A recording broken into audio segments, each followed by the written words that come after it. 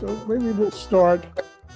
We're up to the fourth skandha this week.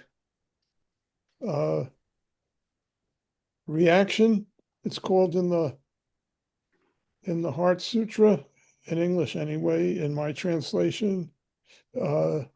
And Bernie's prompt, we're looking at this, is what's the label? What's the label we put on this moment that we're describing? Form, sensation, perception, reaction. And we'll start with a go round.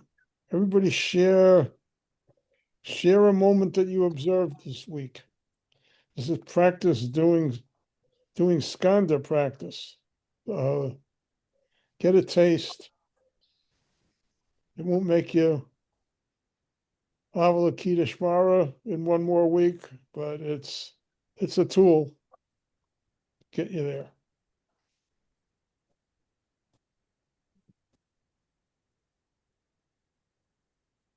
Who's got a moment to share? Start with the form. Don't tell us the label right away. Save the label till the end. Could you explain the labeling part? What's the label that you put on this moment? What do you call it?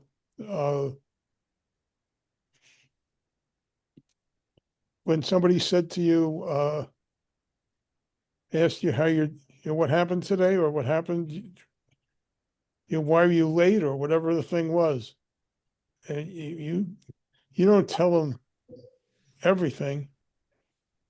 Usually So it could just be like, ouch, that hurt. I'm insulted. Yeah. Saying it's an insult. Yeah. Is a real label. Yeah, I'm at odds with my wife, and so I'm really feeling very insulted, right? Yes. And it's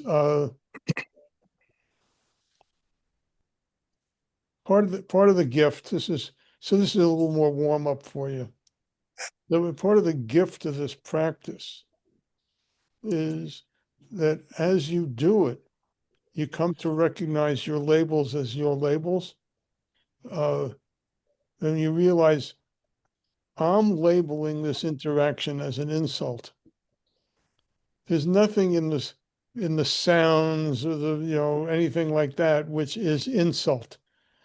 Insult is the label that I put on my experience. And as you live with that, kind of like Avalokiteshvara, miraculously you are freed from pain.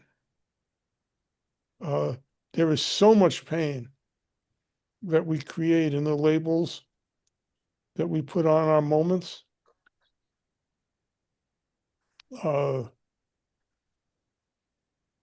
This is a tragedy. I mean, it's just stuff just happened. That's all. Yes. Archie, go ahead. Yes, so let me go up first. By the way, I intended to change the name to a full one because I realized you would be calling me by that. I didn't realize it earlier. So I'm Ratna, Ratna, and my family surname is Ghosh, Ghosh. So anyway, RG is easier for all of you, I'm sure. So that works fine with me. My students call me that every time. So yeah. Could I share one of my experiences? So the form was eyes. I saw yellow, red filling my vision. Ears, there were voices, but I was not really very much attentive to that. Nose, there was a mild floral fragrance that I could smell. a very mild floral fragrance. Tongue, not really much of an attention, but when I focused on it, kind of bland. Touch was the sharpest one. There was a shooting sensation, then a throbbing at the little finger on the foot. And the mind went, I'll put it in 3 stages, because the first thing was, how and when will it subside? Second was, because of my previous Vipassana training, I automatically went into observer mode, started observing that. And third, while starting to do that itself, I realized that I was reacting more than what it was actually. That realization also came in. Sensation was obviously negative. Perception, immediate perception was repulsive. Then it got slowly and slowly to a neutral by the time the second and the third came and kicked in. Should I now tell the label? No, now tell the label. Yes, now. please do. What's the label? Oh, okay. So the label was, oh, my foot is gone. A young girl had just stepped in with her stilettos onto my third finger. Not intentionally. So that was what happened. Thank you. Yeah. Who's next?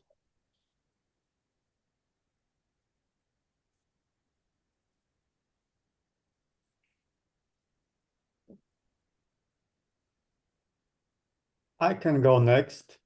Thank you. Actually, I tried this week to do this practice in different unfamiliar circumstances, and it was much more challenging to go to the raw data without labeling them immediately. But I'll try my best. So the site, a colorful screen, sound, murmur of the people behind, voice of my friend talking, taste, red wine, smell of coats, my elbows touch body, my elbow pressing against the armchair, and brain. Okay, no riddle, thinking of what kind of film is going to be screened. Sensation was pleasant, and I was not neither attracted nor repulsed.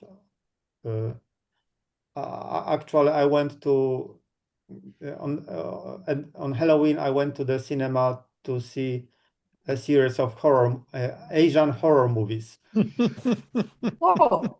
And I usually Wow. don't watch horrors. I usually don't watch horrors, so I was really thinking about what kind of film it's going to be.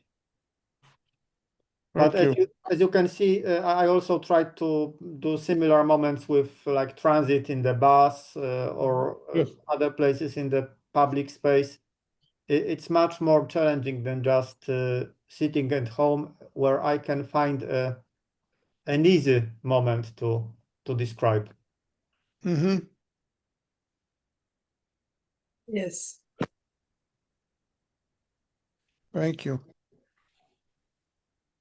And by the way, I really recommend the horror that I saw. It's Handsome Guys, a new South Korean horror comedy.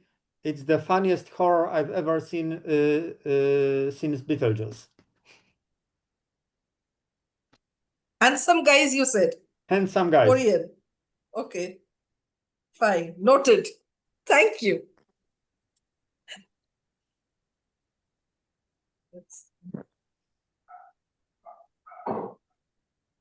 Who would like to go next?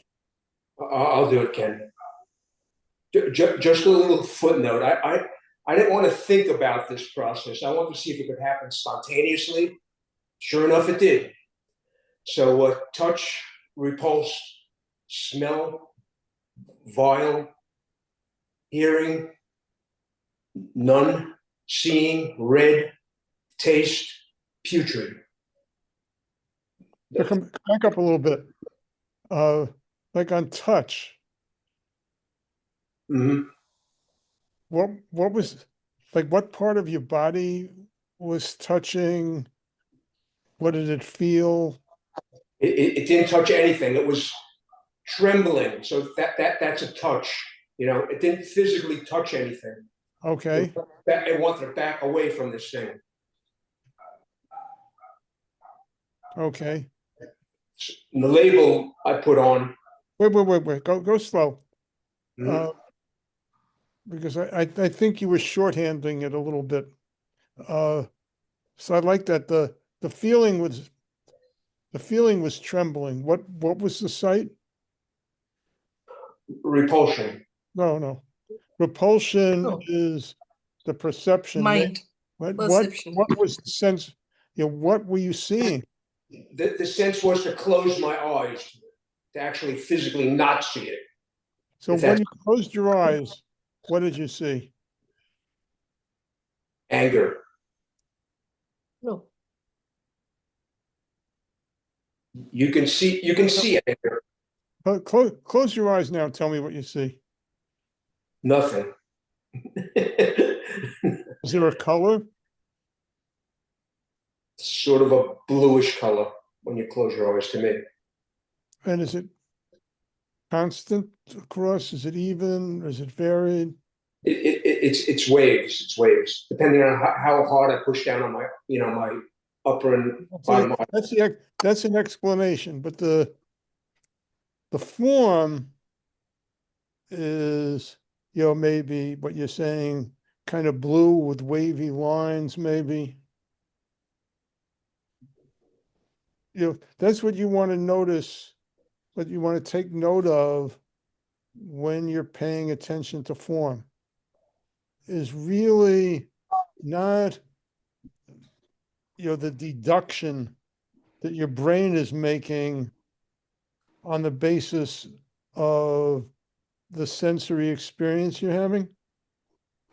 What is the actual sensory experience? Hands tingling, blue streaks. What are you hearing?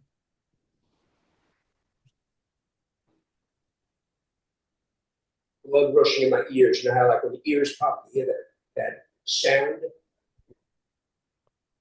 How would you do?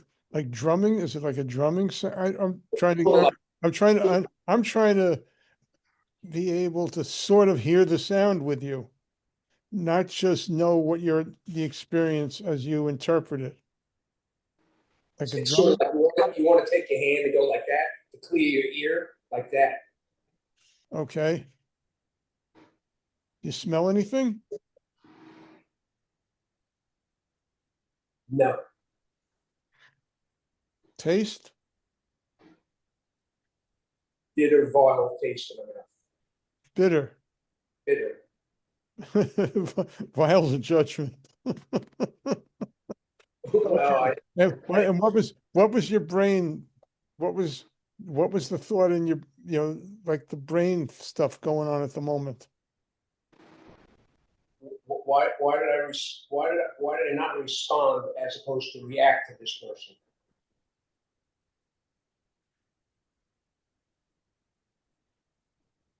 So I've practiced that, respond, don't react. And can I tell you the situation, or that's too much information? Not yet. Then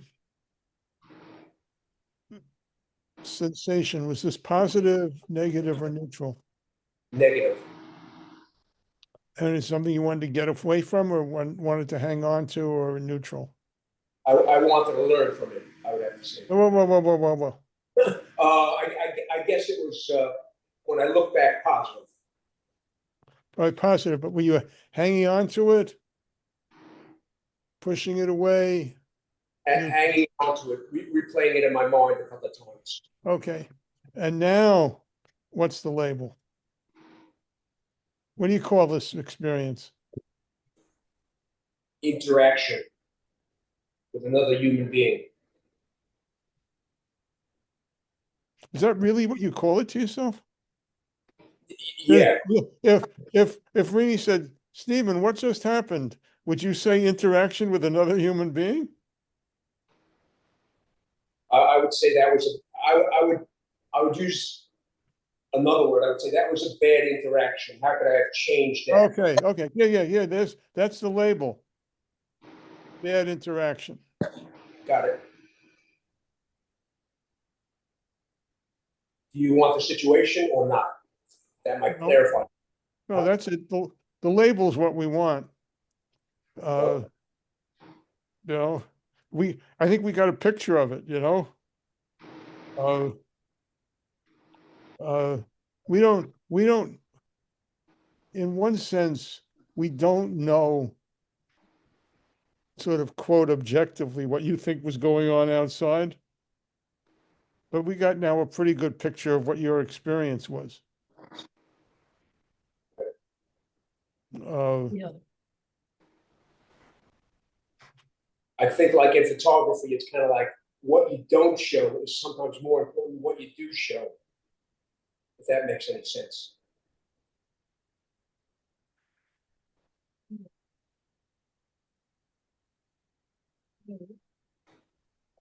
Who's next? Thank you, Ken.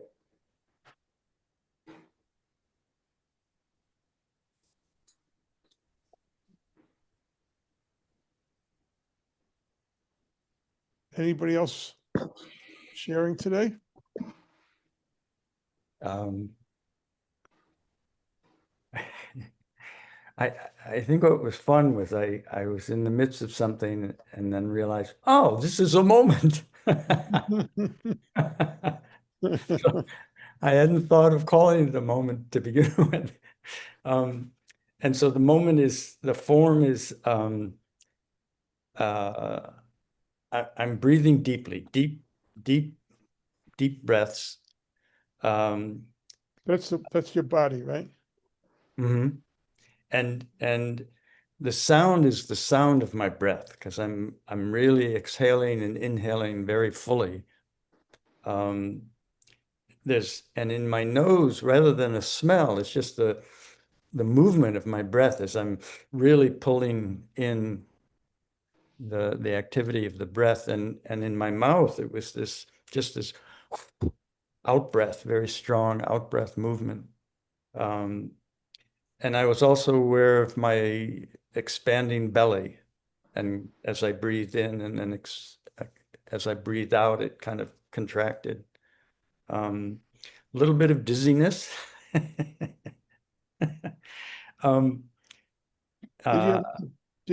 So this is like so I think most of us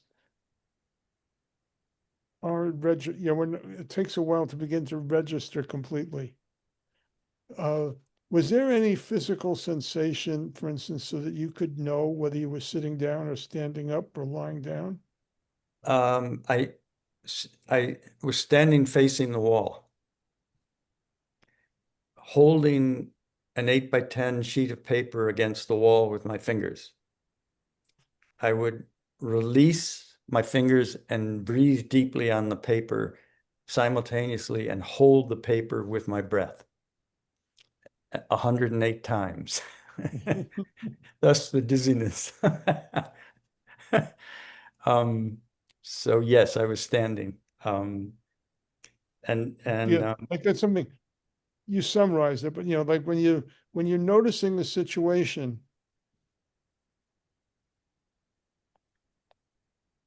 and you don't have to, here's just this, you don't have to do the whole Skandha routine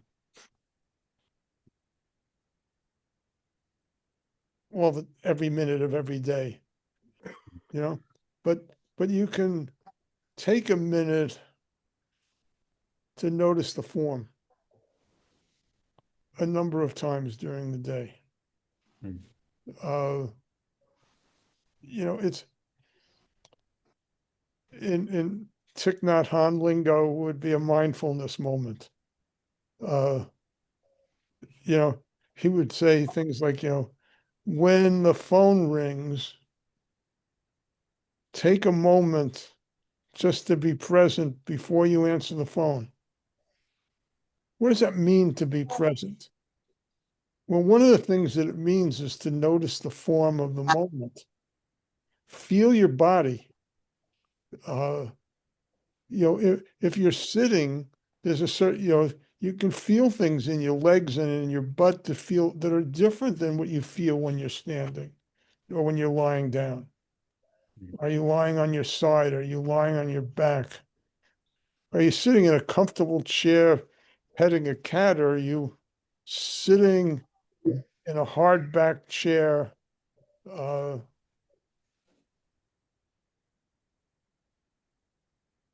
Practice noticing the form. Mm.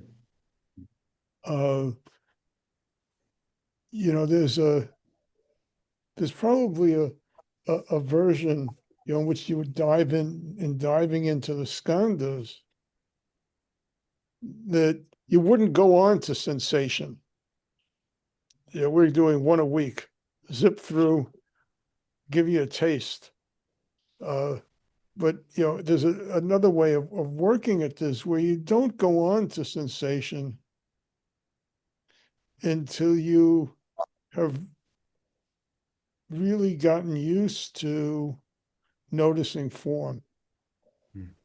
And if you've been doing Zazen for a while, you probably have done a lot of noticing form on your cushion, particularly, like the physical. You've been paying, you started out twitching and moving and trying to, and worked at sitting still, paying attention to your body, not just reacting.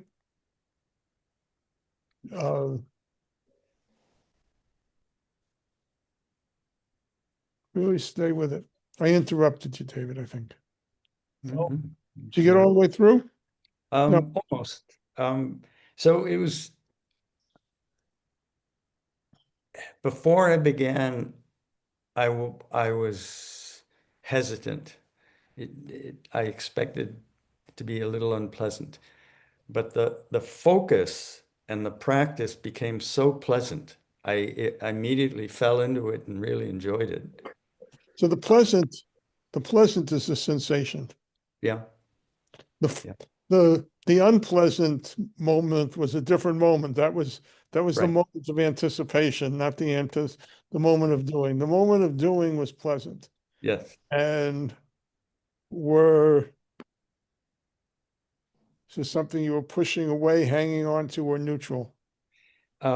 Really I suppose hanging on to. I enjoyed the focus and the intensity, so I was hanging on to it. Were you happy to stop, do you think, or you wanted to keep going? Well, that's interesting. I'm happy to have arrived at 108, so I'm happy to stop. But I also notice there are times when I just keep going. um, and so the label essentially is the title of the practice. It's called Shakuhachi Robuki. And the instrument that I'm exploring is the shakuhachi, and robuki means playing the low tone, the lowest tone, over and over again with a deep breath. So it's that's what it is. Yeah. As you're describing this, and when we did the precepts, we did this bowing practice with all the with the lineage. I don't know, it was 81 or something like that, ancestors, and we would do these full prostrations, 81, a couple of times a month. And I did get into it, as you described, but I was also glad when it was over. I wasn't like, as the differential, and as you told me, I remember, like, what's the different experience? The contrasting experience is, a kid, maybe in a swimming pool or in the ocean, and parents yelling, "It's time to get out," and just wanting to keep swimming. That's hanging on to the moment. Another hanging on to the moment for some of us is when the alarm rings in the morning, Yes. and when we hit the snooze, we're hanging on to that sleep moment.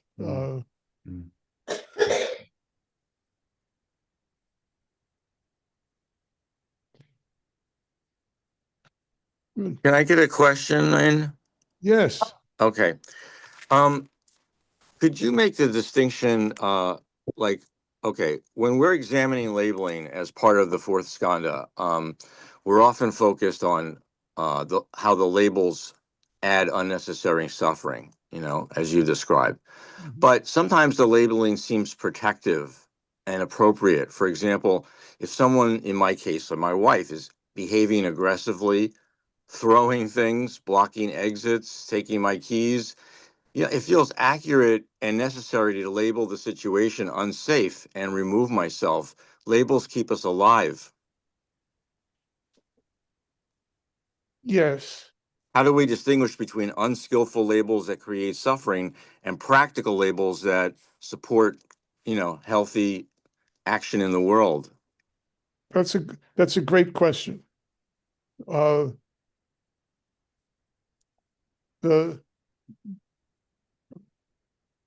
You're sort of all we're being asked to recognize that this moment is that this judgment of what's safe and unsafe is not inherent in the experience of the moment. It's something that we're adding, and it may be right for us.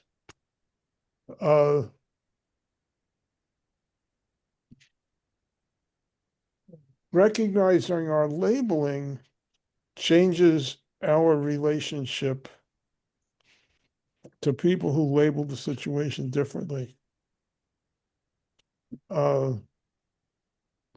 So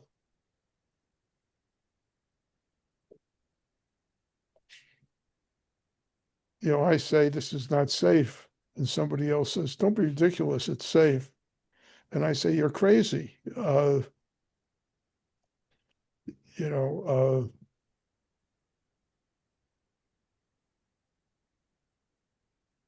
lot more gets in there.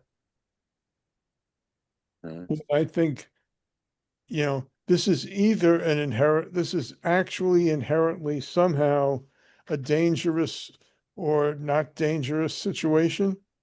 Then I'm arguing with this other person about reality. It's investment advisors. Any of you an investment advisor? They sort of have a language for this. They describe each of us, as having, different degrees of what they call risk adversity. Right. Some of us are risk takers, some of us aren't. It's not that one's right and one's wrong. It's you recognize this is too risky for me. We're up in the mountains in Western Massachusetts now.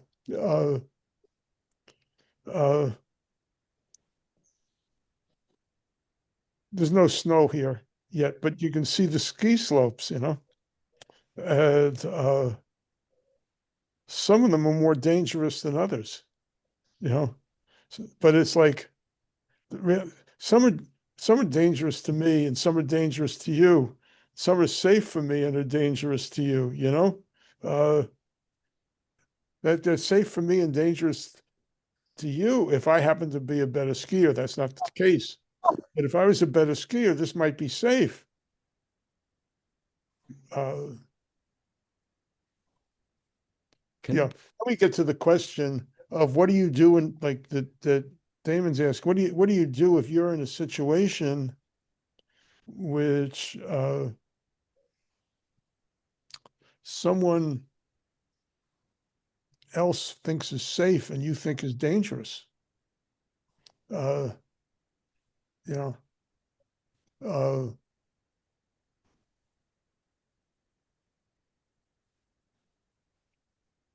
And and it's, yeah. can I offer maybe a very simple response to that question? When I was 20, I loved downhill skiing to the point where in the middle of a snowstorm, I would shoot down the mountain, unable to really see where I was going. I just loved the explosion, the bumps, the moguls. Everyone else was indoors. Now at 77, it would be very dangerous. And this is an experience I had when I was 6 years old. We were living in an apartment house, and there were 4 kids who were approximately my age. 2 of them were a little bit older, one of them was a little bit younger, and particularly in the winter, but pretty much all year round, one of the things we did all the time was to play follow the leader. And there was the biggest kid, he was always first, and the next kid was always second, and me and the youngest kid, kind of juggled for last place on the line. When you fail to do something, you go to the end of the line, something the leader does. You got to follow the leader. And we were in the stairwell of the apartment house, and the leader jumped down the flight of stairs. It was, it curved in the middle, so you were jumping half a floor. And he jumped, and he was fine. And the number 2 kid jumped, and he was fine. And I was third in line then, and it was my turn to go. And I don't know where I got the courage at this moment to do this, but I thought, no, not me. What the hell? I'll go to the back of the line. And then the number 4th kid jumped. And he was up to, I was in the back, and he was third. He jumped, and he broke his leg, and he couldn't play for more than a month. Is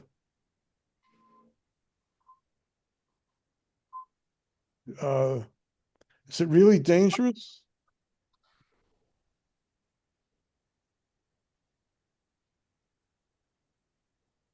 Well, getting back to my example, and this could be generic for anyone who feels unsafe. Okay. Like I used to ride the New York City subway for 40 years. And, there might be someone in the subway who needs some mental health services, but they're there and, they're shouting at someone, threatening, acting threateningly, And I heard the story of a Zen master who was like a martial arts expert, and he was being threatened in this way, and he could have easily just taken this guy's throat out, but instead, he said, "Hey, brother, what's going on? How do you feel?" And within 5 minutes, the man was sobbing in his arms. Yeah, so the question that I'm asking, I mean, I'm not a martial arts expert, but I've worked with that phenomena and lived in New York a lot. it's threatening. See, threatening is a label that we put on that. You know, why you label it, why one person labels it threatening rather than, an upsetting person, a person behaving erratically, a confused person, and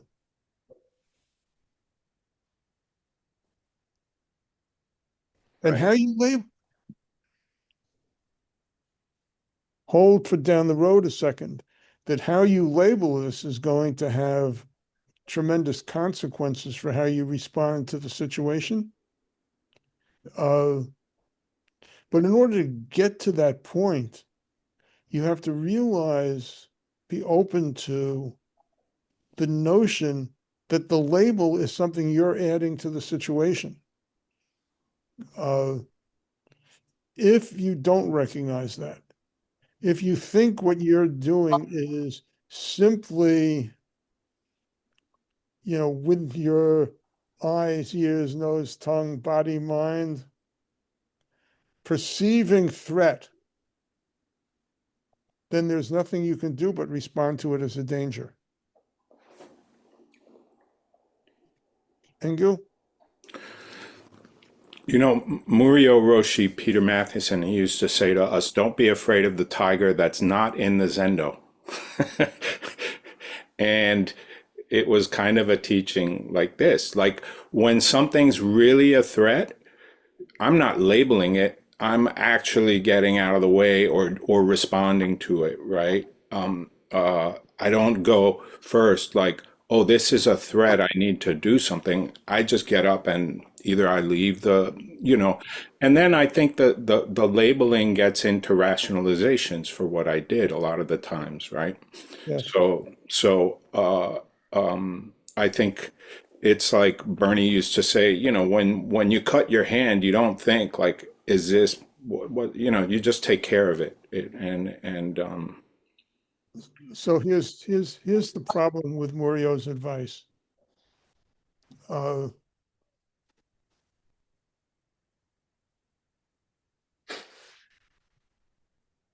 it doesn't mean never just react. But when you react without awareness, you're reacting to the conditioning that you bring to the situation. So you're saying the tiger and the Zendo.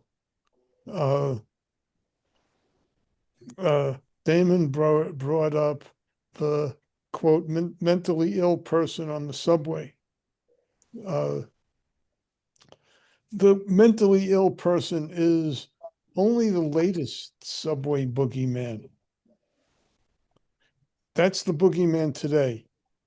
That's the person who, you're told move to another car if a mentally ill person gets on. In the 1950s, when you rode on the subway, particularly at night, if a big black man got on the car, you move to another train, another car on the train. Was he really a threat? Or was that your interpretation of black? Mentally ill people are far more likely to be victims of crime than perpetrators of crime.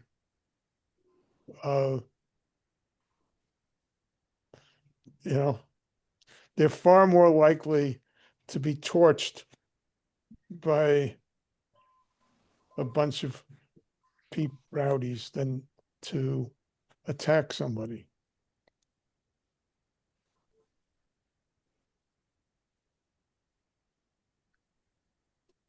But the label has been linked, to a boogeyman story. We'll get to stories next week. Because the label, when you put the label on you know, that's like it's like a filing system for your brain. You use that label to to access a bunch of associations that you have with that. You call it dangerous. Yes, if it's actually a tiger, not in. I mean, what's the difference? I would get out of the Zendo if there was a tiger in the Zendo too. What do you mean, Joe? It's only worried about tigers outside the Zendo. Uh, uh, but you got to recognize that this is not inherent in the experience. This is your filing system. And yes, it's useful.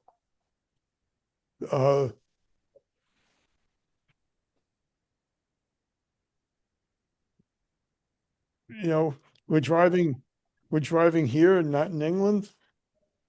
It's a good chance it's safer to drive on the right side of the road than the left.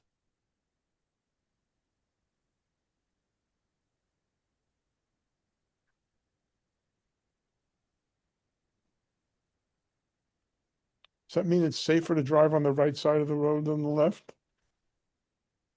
Well, it depends. Yes. Go ahead, Archie. Yes, I have something very funny to add to this one. I have actually two, one funny and short but funny, and the other one. So the first one is I would like to invite. I'm getting like all this discussion is making me want to invite all of you over to Kolkata to ride in my car. Not even to drive it, while I am driving it. You will know what are labels, what is dangerous, what you would like to do, and what you will like to do but will not do. And whether it's right or left or middle, you don't know which is safest. So that is a funny part of it. Coming to the other one, just a very strange experience which I have not noted down because it happened just before I came back for this session. I went up to the rooftop for a walk. I usually do it in the early morning or maybe in the evening time. I don't normally go up by myself. It's a housing, so I don't normally go up to the rooftop so late at night. It's a beautiful full moon. And yet, the first feeling that I got was of danger, just like you would have in the subway with that empty subway and so on and so forth. And I recognized that danger was simply a label I was impressing upon my mind. Tried to work through that. It was difficult, to say the least. It was difficult to get rid of it. I tried to understand the basis of it, my conditioning, my upbringing, my conditioning in regions where it was not safe for women to move out at night. So you want to be safe. And I realized that it was the same rooftop, which had it been just 2-3 hours earlier, I would not even have a whiff of this particular sensation. So that labeling. So it was a clear labeling. Morning, it would be absolutely fine. So same situation, same scenario, yet the labels are different. Maybe the cautions are also different. Maybe the utility of that is also different. I did remain careful despite whatever I was doing. So just that much I wanted to share. Thank you. I'm a little confused with something. Hearing what you just said, RG, and going back to the story of the martial art Zen master on the subway, I'm guessing that both of you have some skills or awareness of experience leading up to the moment. And so there's being in a moment or an experience and reacting. There's also I guess it's a practice or cultivating skills that, in a sense, prepare for moving in the world. No, I think, can I say, I think the story, that version of the story emphasizes the wrong point. It focuses maybe overly on, this might be dangerous for other people, but because of my superpower, it's not dangerous to me. Well, I'm not frightened.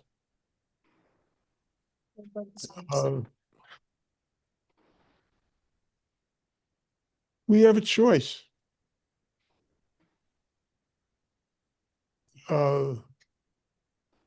And at least this, my understanding of Zen is that Zen never tells you what to choose.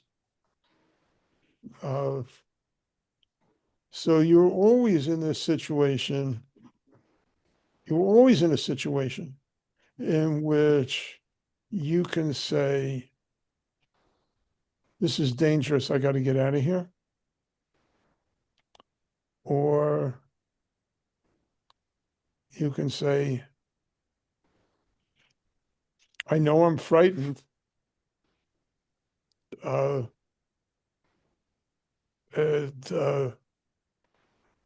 I can be here anyway. Exactly. And it's always our choice. Ken, that makes me think of that 100-foot pole we often talk about, stepping off that,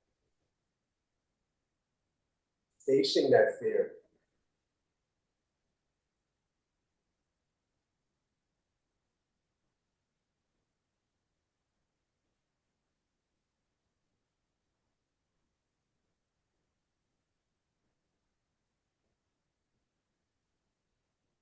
Yes. Could I put in my 2 bits again on this one? Sure. As you said, Ken, I totally agree with what you said, because I respond to both of that. That feeling of danger is a conditioning and is a sixth sense, if you call it, whatever. But there have been situations where that same feeling, I have sometimes stood up to it and faced it. Other scenarios, that same feeling, I've just slowly moved away, keeping myself safe. The priorities were different. The situations, the external paraphernalia were different. So there was nothing right or wrong about any one of them, or no judgments associated with any one of them. I don't think so, on my part.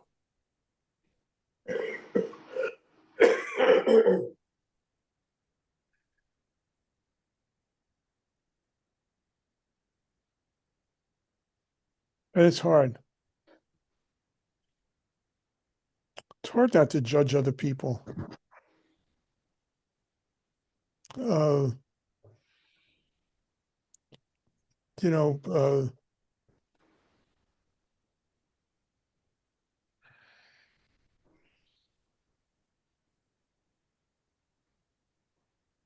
people get frightened. I imagine this happens in other parts of the world, but all over the United States,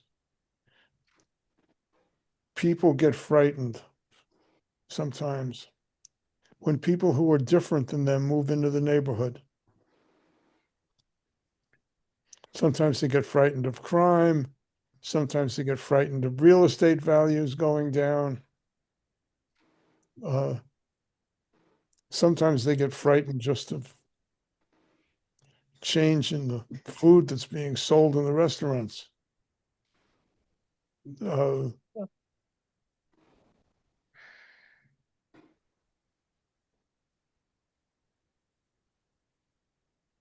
Sometimes real estate prices go down, sometimes they go up.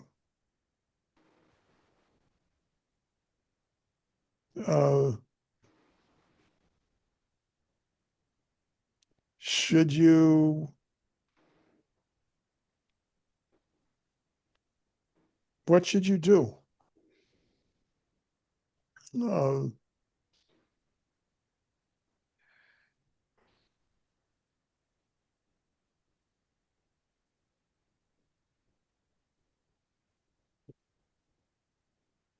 I mean, do you want to keep finding higher and higher poles to jump off of until you finally find one that'll kill you?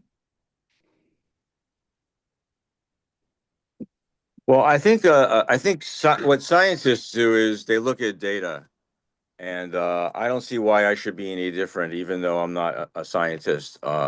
If I really need to assess, you know, action to take in a given situation, I have found it very helpful to look at the literature, even the academic literature on aggression, and so forth. I think information is power. That's the superpower. Well, science keeps changing. And the assumptions that scientists base their research on keep changing.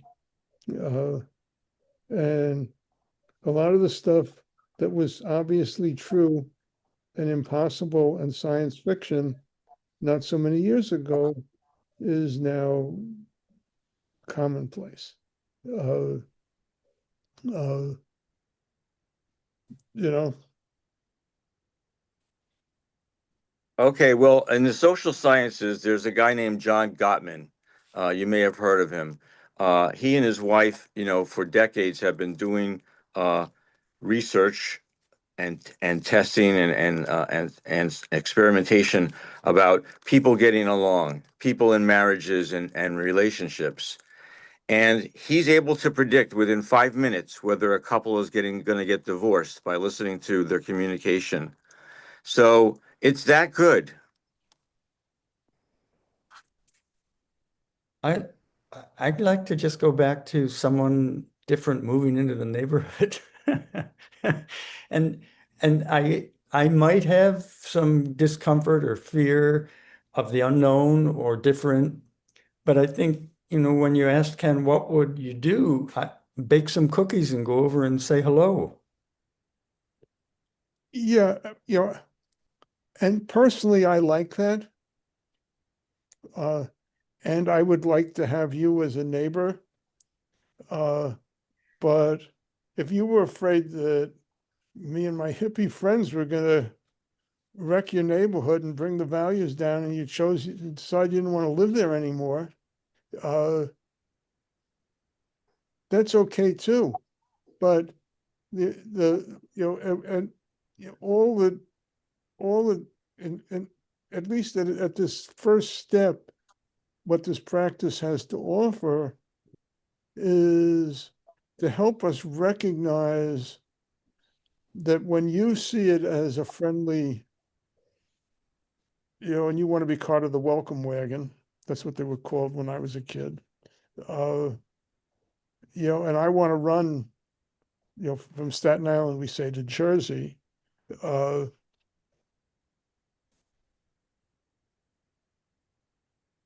We're both adding our own conditioning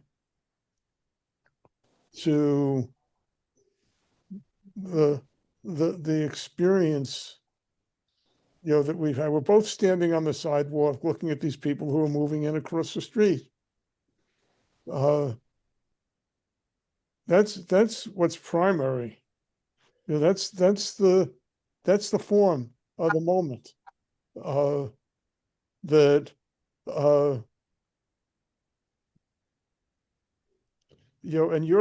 and now you label this moment time for the welcome wagon, and maybe I label it time to get out. And what I find extraordinarily liberating is to recognize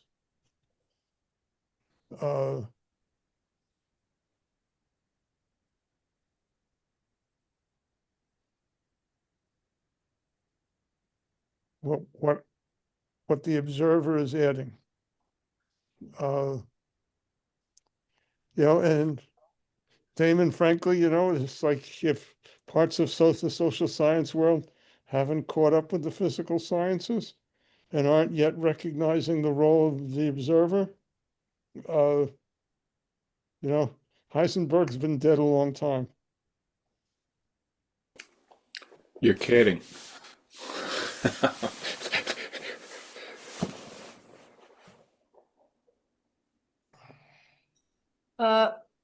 Again, could I just add in?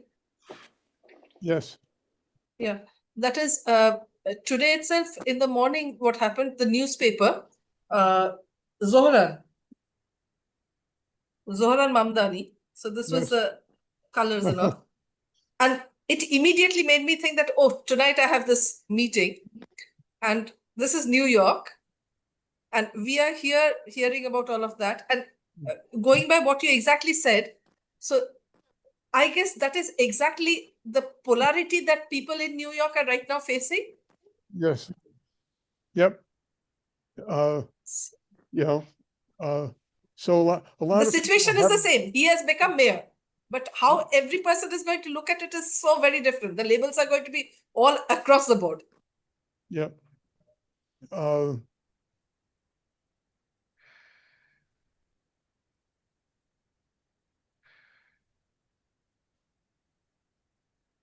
There's a great labeling story. Not explicitly a labeling story, but it's a subway story. Who got us on the subway story? Damon, was that you? And so here's a subway story that I heard a while back. This guy's riding on the subway. And it's not very crowded. And there's another guy riding there with two little kids who were, I guess, running up and down and making an awful lot of noise and, kind of disturbing the whatever calmness of the ride there is for all the other passengers. And this guy says to it's like, to this mother, like, wait, why don't you teach your kids some discipline? It's like, how can you let them run around like this and disturbing everybody else?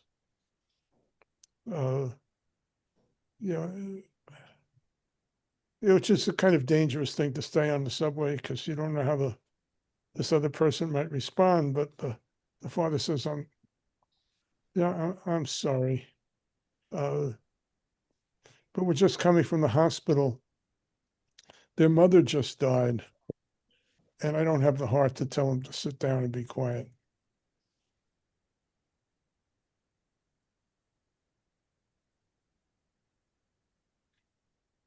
And then for this first guy, this whole thing shifts, right? From rowdy, bad children to children who have just lost their mother. I'll tell you another story. Because I'm in New York. I got some subway stories. This is one on, I think it was on my first street retreat with Bernie. We visited the Bowery Mission, which is a Christian Protestant kind of feed the homeless, provide shelter, some chances for showers and stuff. And we met with the guy who at the time was the assistant director of the Bowery Mission. Big black guy. And he shared his story that he'd had apparently a bad drinking problem. Homeless, would sleep on the subway. The the New York City has since made the subway seats much more difficult to sleep on, put arms between seats and stuff like that. Said you can't lie down. But in those days, you could lie down on at least across two seats. And he was sleeping, probably hungover, and somebody's giving him a poke. And he opens his eyes. He figured it's got to be a subway cop, with a big nightstick, because they're the only people who will mess with him. Nobody else is messing with this big black guy.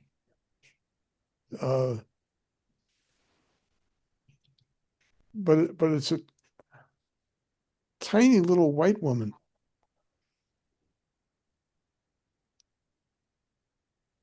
And she says, what is a man like you doing in a place like this?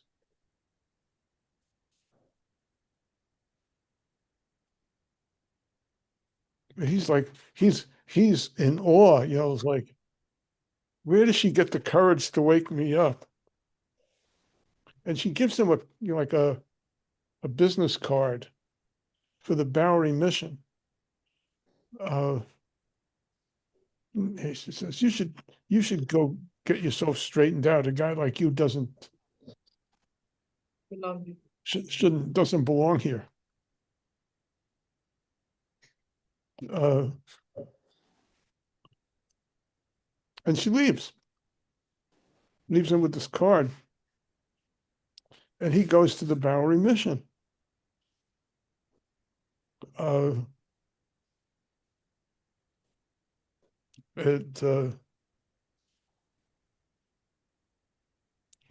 he's sobered up and cleaned up, and he's staying there, and he has to get some sort of job there, helping, I guess initially as a cleaner, dishwasher, something like that,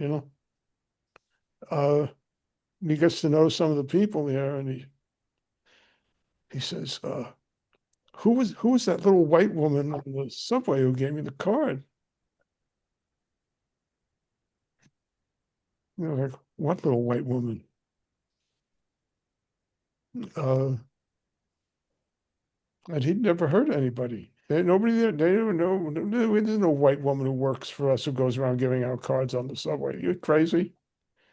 Well, who was that little white woman?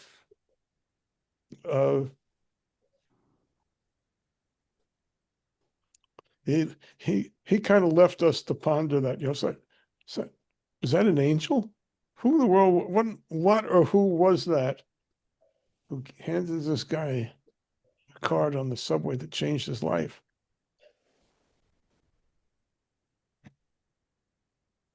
How is it that she saw him differently?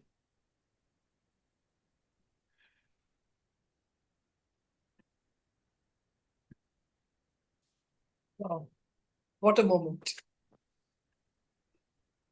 But that's like a Mother Teresa story.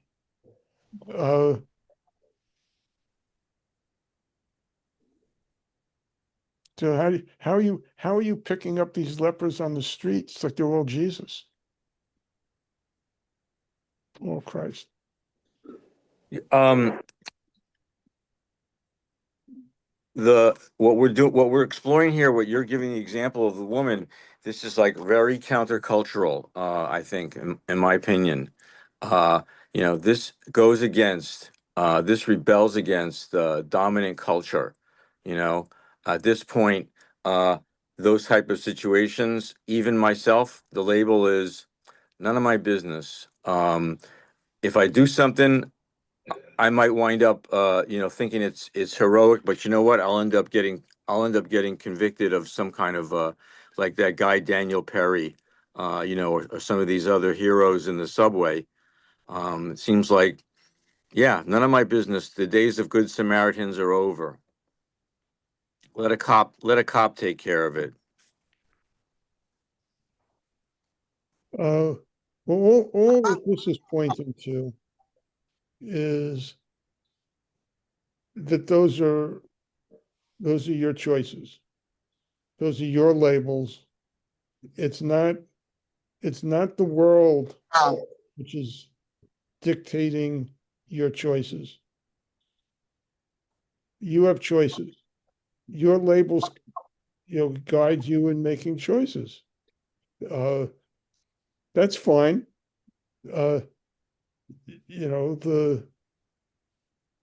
We want to end up at the end of this. We always want to end up saying, no, it's not my, it's not just it's my choice. I'm right. And this practice is pushing us to loosen our hold on our certainty that we have the answers. And it changes things. Now, you don't have to. This is like a magic power you don't have to use. Yeah, well, I think societal conditioning is not nothing. Yes, the Bodhisattva has the opportunity to change, but even terms like you've used several times today, big black guy, that's societal conditioning. Yes, He's not often big. He's just black. good.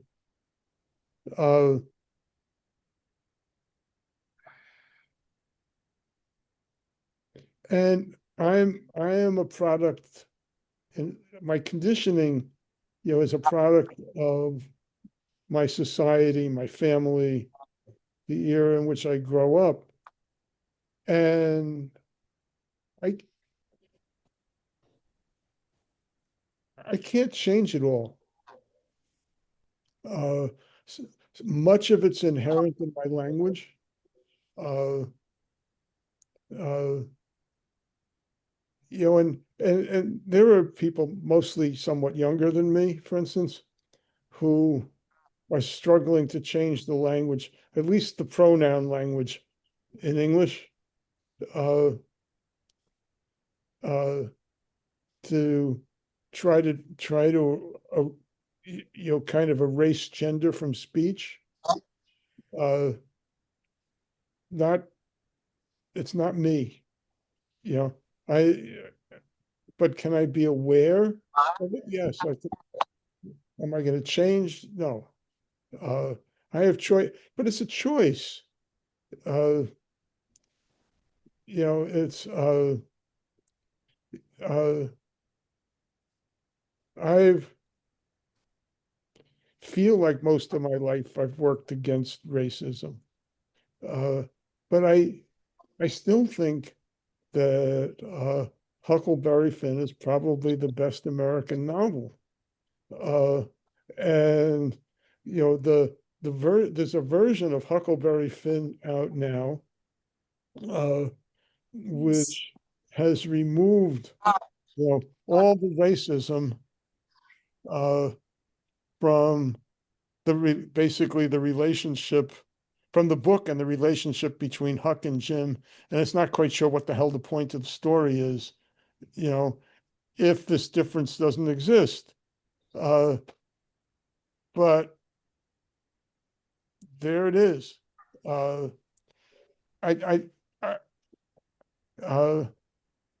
It's part of our history. What, it's like there's a big, what do we do? What do we do with things in our past that, we wish weren't there? We deny them, we excuse them. How do we live with them? Yeah, it reminds me of the Jefferson Bible. Jefferson cut out all the references to the supernatural because that was his thing. Yeah. It's Jefferson, it's funny. I don't know where this fits in. Well, this is, I guess, labels and how, how visions shift and stuff. When I was growing up,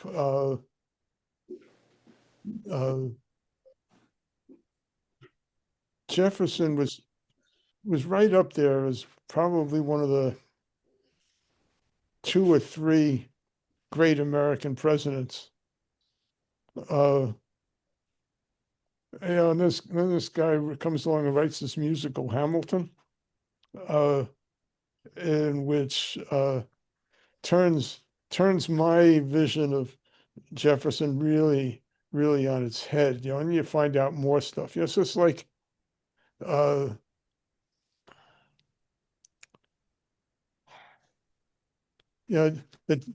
Jefferson who had been my hero. He used to be he used to have the hero label when he came up.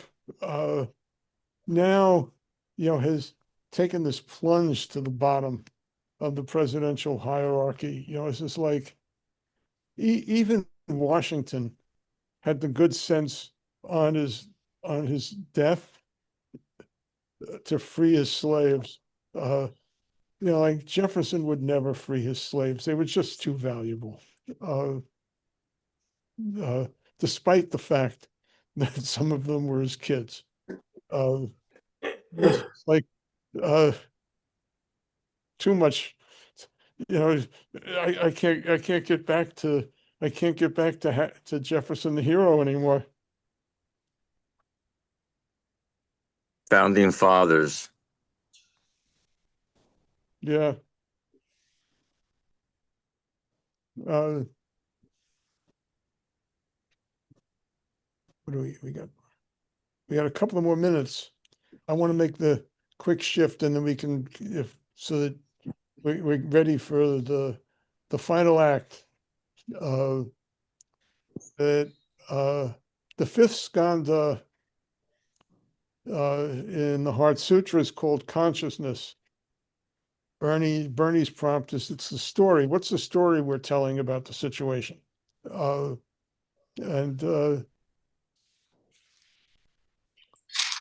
It may be personal, it may be, kind of impersonal, the story that we're attaching to the moment.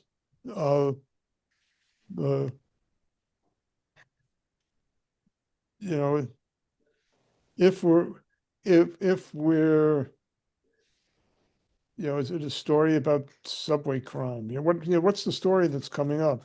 If it's somebody, who we feel insulted us, what's the story? What is the story we're telling us when we label this thing an insult?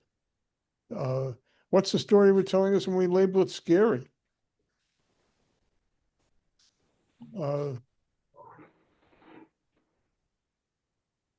Could you please elaborate a little bit more on that? If we go with that scary thing, so say the subway experience that Damien has been telling about. So what would be the story component in that?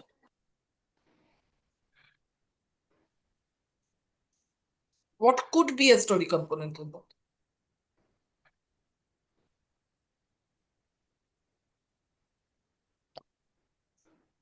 Well, what comes,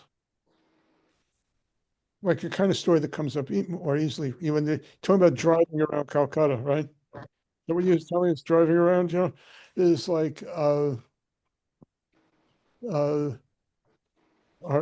daughter's in Boston this year, and I think driving in Boston is terrifying. Okay. And part of the story is they don't have, at least in the part of the city that she's in, they don't have elevated trains.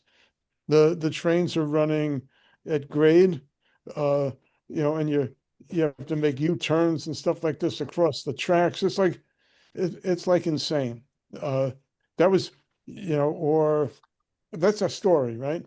Right. Or the story of being in Amsterdam a couple of summers ago, and crossing the street was like taking your life in your hands. I'm telling you a story. It's not the buses and the cars and stuff like that. It's the bikes and the motorbikes flying by. It's like insane. It's like it's terrifying to step off the curb there. That's a story. Okay. Yeah.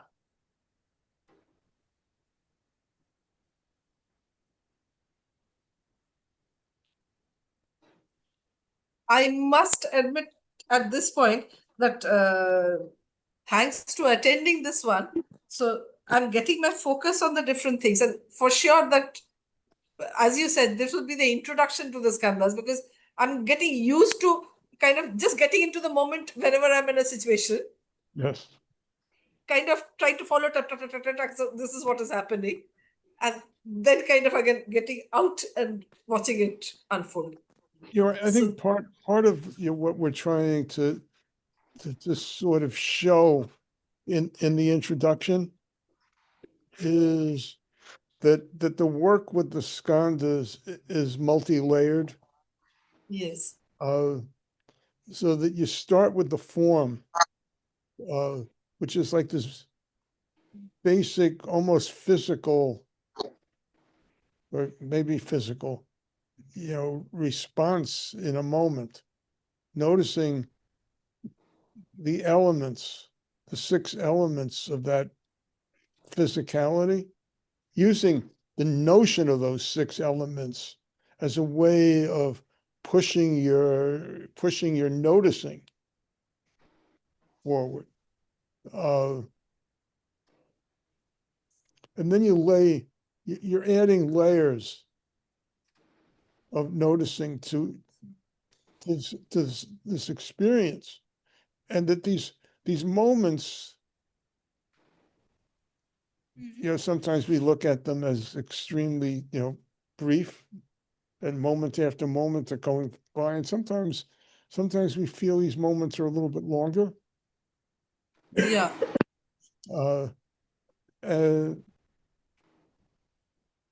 Things keep shifting, and what's shifted in the next moment? How do we notice? What's different in the next moment? And often, in order to do that, we got to go back to the skandhas of the moment. In one moment I'm holding on, and then I'm letting go, or I'm pushing away, and then I'm not pushing so hard. And that's changing. And then it's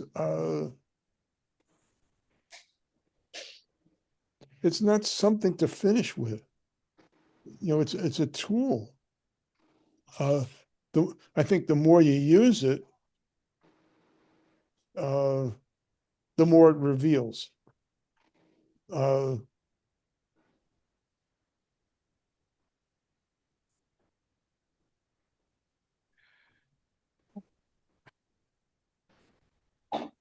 Look, if you're a painter, you probably pay more attention, or some painters pay more attention to what they're seeing than others. Some painters pay a lot of attention to what they're seeing. Some painters may not be paying any attention to what they're seeing. They may only be painting what they're thinking. Yeah. But in this practice, you practice paying attention. If not anything, I pay attention that I'm not attentive to that. Yes. Yes. Yes. And then it helps often to notice where our attention is. Let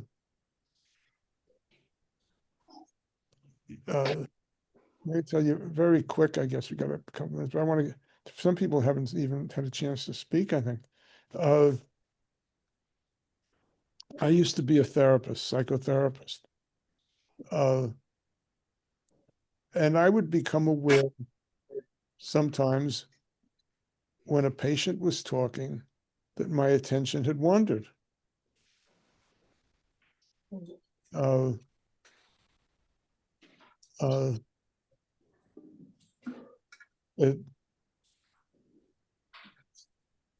think what helped me was finding in some sort of professional training situation a really, super senior therapist who basically was saying, look, we all have this problem. And he was actually sharing tricks for how to bring yourself back when you notice that your attention is waning.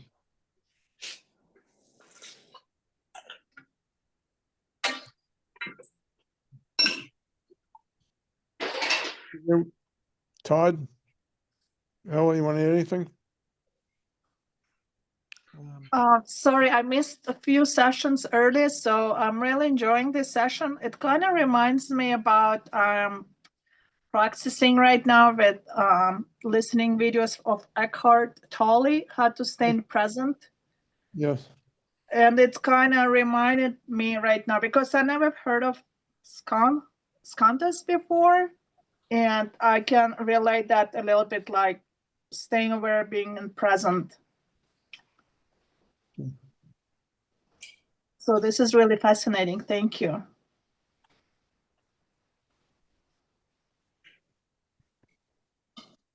Todd? Yeah, I thought the neighbor is an interesting example because there is the label that comes maybe with a neighbor, and really each strategy might be the right strategy, and that might depending on who the person is, it really might be the right thing to do. It's just to go ahead and move right away, or to go greet them with cookies. And how it's independent of the label is, I don't know, it's helpful. And the difference between the labeling though and the story is just that the story is just further developing how we label it. It's like, oh, danger, okay, and then the story is I don't know, people get, the subway's dangerous or something, or like, like the story's bigger, I guess. Story can be deeper. Yeah. And sometimes sometimes that happens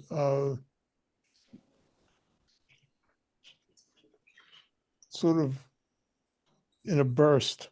Where the label might be that insult the label, right? And then, oh, this always happens to me is the story, or I say, I may scream, that you're not treating me fairly. Yeah. But what may burst out is this story, that you're just like my father. Yeah. And it's the story often connects me to the origin of the conditioning.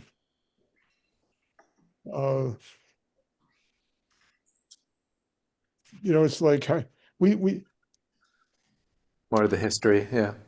Like we didn't learn the language by studying the dictionary. So how did but we get comfortable using these labels like you're mean. But there was a time when we learned to use the word mean that way. There was something was going on. And were we being accused of being mean? Were we being told that someone was mean to us? And what's and when we that story will I talk about demons. So for me, these stories often take us back to our demons. Yeah, the label has a lot of conditioning too, right? Yes. So it is interesting that trying to make the distinction is, I don't know if it's a perfect line in between the two. No. Yeah. The label is often a way of avoiding the story. That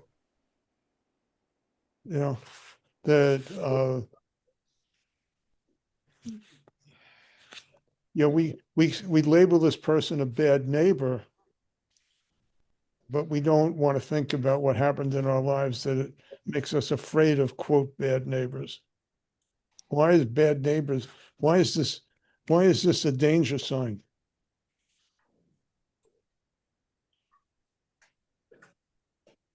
Yeah, that's Yeah. really good. That's really good. Could I just pipe in once? Yes. Yeah, that is that tells me, like I mentioned that on the rooftop today, I felt it felt dangerous, you know, and so that it felt dangerous was a label, I guess, and why it so happened because the conditioning told me I could get raped. Mm-hmm. Will that be the story? It's certainly the beginning of a story. Okay. You know, I think that's like the tip of the iceberg story. You know, because at some point you were told the story in a way that was scary. Yes. And so far we don't have the scary story. And some of us are afraid of scary stories. Yeah. I don't like to go to scary movies, but otherwise I tend to be okay with a lot of scary stories. But scary stories scare us. That's why they're called scary stories. Even in mentioning this, I'm getting sensations. So that is as bad as get. Yeah.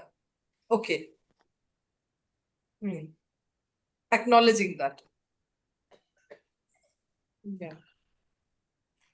Doesn't mean do or don't take precautions in a scary situation. That's different. It just means, you know, be aware. Buddha said, wake up, just wake up. Yes. Tell you what to do when you're awake.